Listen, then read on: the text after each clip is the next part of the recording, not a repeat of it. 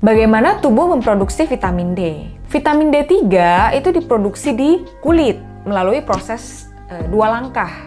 Jadi di kulit itu ada yang namanya 7-DHC atau DHC, 7-dehidrokolesterol, itu dipecah oleh radiasi dari UV matahari, khususnya radiasi UVB, menjadi pra-D3 yang kemudian diubah menjadi D3 tuh setelah melalui proses yang sensitif terhadap panas. Tapi nggak satupun reaksi ini tuh disebabkan oleh enzim.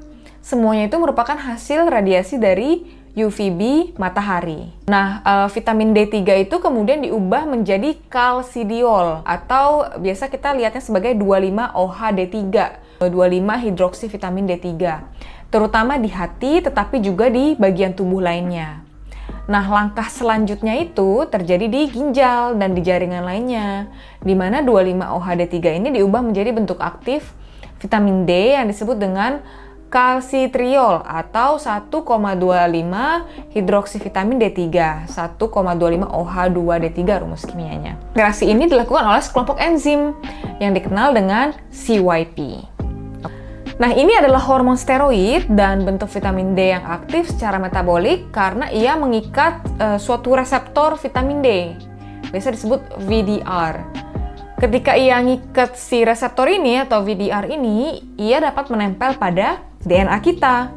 Jadi dia mengendalikan ratusan gen, sebagai hasilnya menghidupkan dan mematikan gen, dan inilah mengapa ia memiliki dampak yang besar pada berbagai proses biologis dalam tubuh. Ini disebut dengan epigenetika ya. Jadi perubahan dalam suatu organisme sebagai akibat dari sesuatu yang menyebabkan perubahan dalam cara gen itu diekspresikan, bukan karena perubahan dalam urutan DNA yang sebenarnya. Coba deh biar paham, saya coba berikan contoh analogi ya sedikit untuk mempermudah pemahaman ini terkait epigenetika. Bayangkan DNA adalah seperti sebuah buku resep keluarga yang sangat tebal. Ada buku nih tebal gitu ya.